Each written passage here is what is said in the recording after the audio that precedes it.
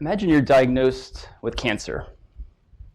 You've got a tumor you can feel with your hand. It's about the size of a grapefruit. Suddenly, all your plans are up in the air. You don't even know how long you might have to live. But you go to see a doctor, and you get some chemotherapy, and the tumor shrinks away over a few weeks. A few months later, you get the report that it's gone. You're cured. You move on with your life. That happened to me when I was 18 years old. I was diagnosed with a kind of blood cancer called lymphoma.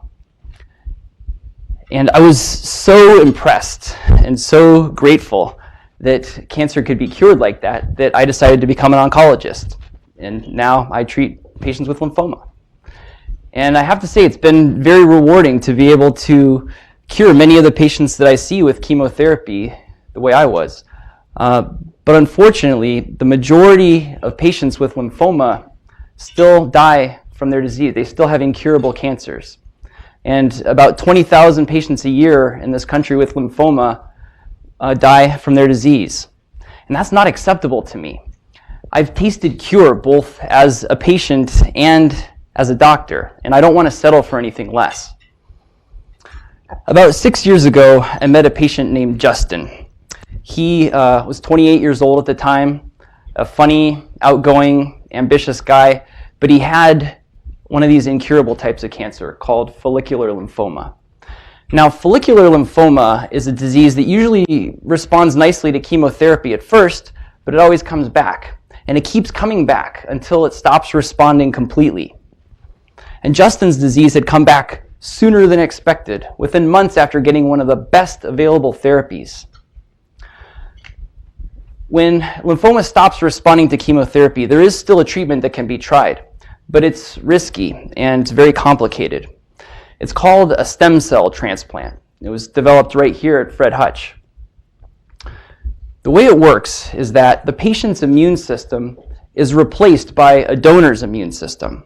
And the donor's immune cells, called T cells, can find and kill every last lymphoma cell. But those same T cells that can cure the lymphoma can also attack the patient and cause something called graft versus host disease.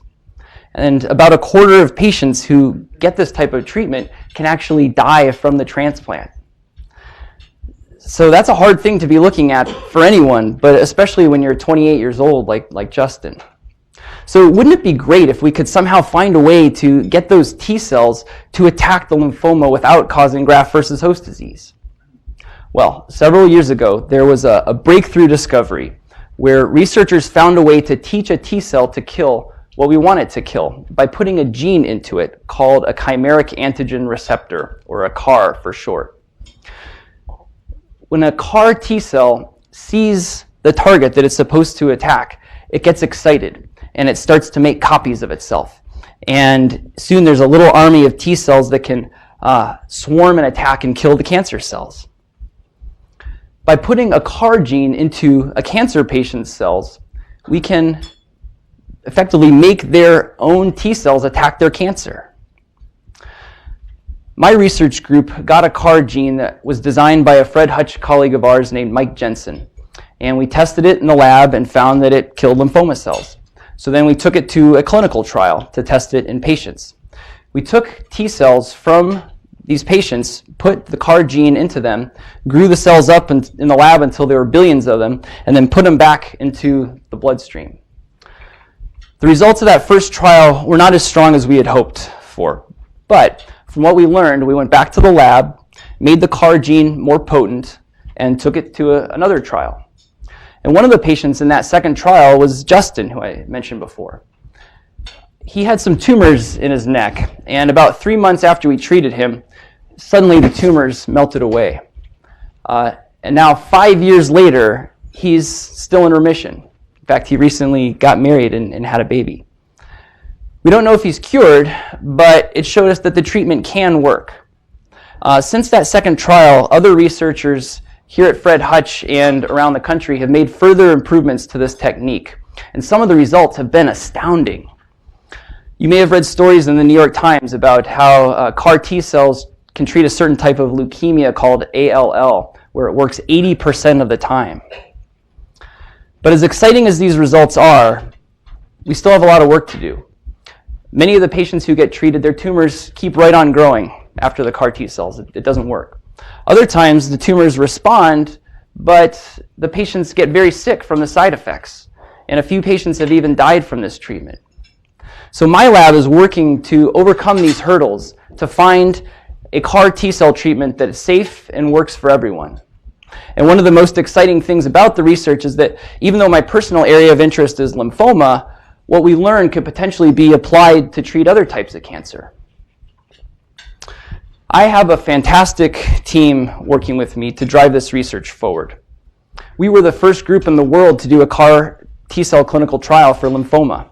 And we have years of experience in the laboratory working with CAR T-cells. As a doctor who takes care of lymphoma patients in the clinic and somebody who has laboratory knowledge of immunology and experience running clinical trials, I'm ideally positioned to be able to take new treatments from the lab and bring them to patients who need them. We're making good progress and we're getting close. But the pace of the discovery could be driven forward more quickly if we had more resources and more people working on it. With the strengths of my team, together with the world-class research facilities here at Fred Hutch at my disposal, I am ready to help other patients experience that beautiful feeling of being cured that I had 20 years ago and every day since. Thank you.